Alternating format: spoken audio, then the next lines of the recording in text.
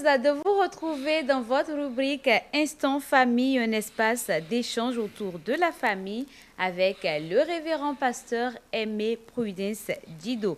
Aujourd'hui, nous parlons des parents surinvestis. Pasteur, soyez les bienvenus. Merci et bonsoir Eunice et bonsoir à tous les téléspectateurs. Nous sommes ravis de vous retrouver pour votre rubrique Instant Famille. Le plaisir est partagé. Qu'entend-on exactement par parents surinvestis? Le parent surinvesti, c'est ce parent-là qui investit de trop dans la vie de sa progéniture. Lorsqu'on dit investir de trop, ce n'est pas seulement l'argent, mais aussi il y a de l'argent aussi dedans. Il surinvestit son énergie, son savoir, tout, tellement que l'enfant ne fait rien par lui-même. Il trouve qu'il est garant de la vie de l'enfant, et c'est vrai, mais il ne laisse l'enfant faire aucun choix. Il laisse l'enfant faire aucun effort. Il fait tout à la place de l'enfant, tellement qu'il protège l'enfant à outrance. L'enfant est comme un œuf, et si cet enfant-là tombe, ça va s'écraser. Par conséquent, il faut tout faire pour que ça ne tombe pas. Et ce parent-là, il investit à outrance, et c'est pas bon. Quel impact ce surinvestissement peut-il avoir sur le développement et l'autonomie de l'enfant? L'enfant sera rendu incapable parce qu'il ne fait rien par lui-même. Il n'a été formé à rien faire. Il n'est pas fort parce qu'il n'a pas appris à être fort. Et il va pleurnicher à l'âge adulte. Lorsqu'il va commencer par rencontrer les vrais problèmes de la vie, ce serait comme si vraiment il se retrouve dans un nouveau monde.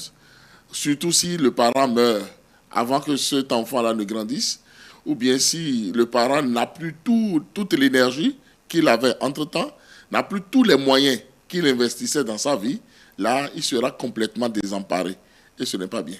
Quels signes peuvent montrer qu'un parent en fait trop dans l'éducation de son enfant? Lorsque vous voyez un parent qui, lorsque vous posez une question à son enfant, c'est lui qui répond.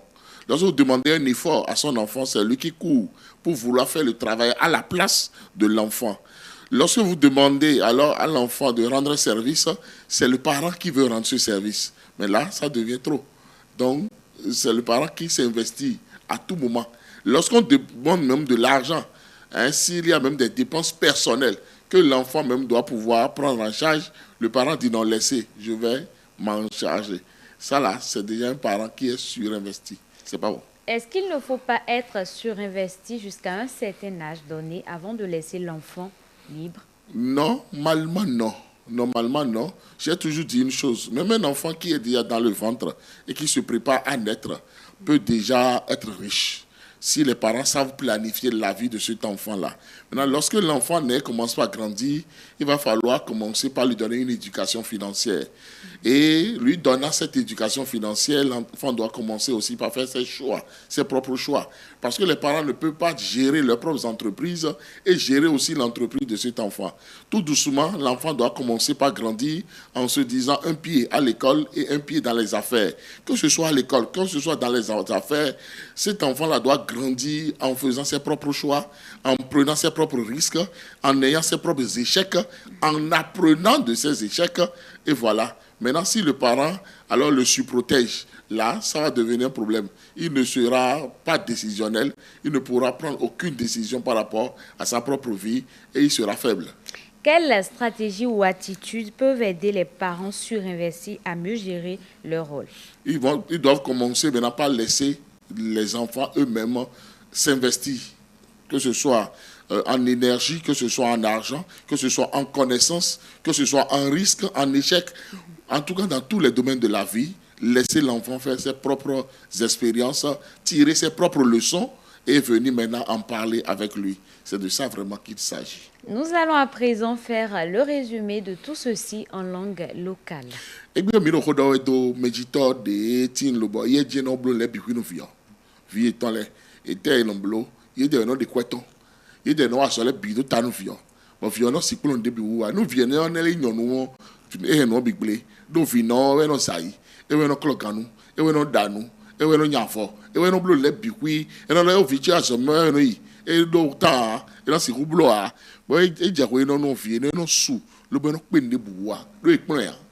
Mina maro vire leti ono do fin. Même vignon no vire leti ono eno do fin. Do ntel tu e. Esi kema. Esi nyano esi klo ganua. Ntel tu me jitole no blo pi do te tome. Bon, il y a des choses qui sont et le moins vers autant. Viennez là, il y a des choses qui sont dit ou non, avia dit ou non, le bon moment de ma ou joimido, kabie ou bibo ma were le goudo no mi, kabie ou nous donner tin le bozombo, et mi ko si ko no asukwe don tel to ye plon de bubloa, fon li ona ou kan ekpezan eton le, e ka do mo e vivia, mais dit to le don jo vie eton le do lobo, et de sou na no plon de wa. Le bon no zan hon eton le dessous, bon no zan ko eton le so ko de le no, don de le tion, tan do na jo vio do bo vio na yon no blo, maman e na si ko galonia. Et nous aussi ko do mi de gbe. Parlez-nous un peu de vos formations et des ouvrages que vous avez à votre actif. Oui, j'ai 20 formations payantes logées sur Telegram. Ces formations, actuellement, en cette fin d'année, sont en promotion. Au lieu de 10 000 francs par formation, ces formations sont à 1 000 francs pour que beaucoup puissent vraiment suivre ces formations-là à loisir. Et je suis auteur de 17 livres pour le moment. Je suis aussi auteur de plus de 200 vidéos logées sur Telegram. Il suffit de taper mon nom sur YouTube ou plutôt. Vous tapez mon nom sur YouTube, vous avez mes vidéos. Allez les visualiser, allez les liker, allez les partager et surtout abonnez-vous à ma chaîne. C'est de ça vraiment qu'il s'agit. Vous traitez également des questions d'entreprise et de famille. Oui, je suis pasteur, je suis psychosociologue, je suis coach et consultant en question d'entreprise et de famille et aussi en développement personnel. Partagez vos contacts avec nous. Oui, pour me contacter, il suffit de taper le plus 229 01 95 15 67 40 ou le plus 229 01 97 56 63 34. Merci beaucoup, révérend pasteur Aimé Prudence Djido. Merci.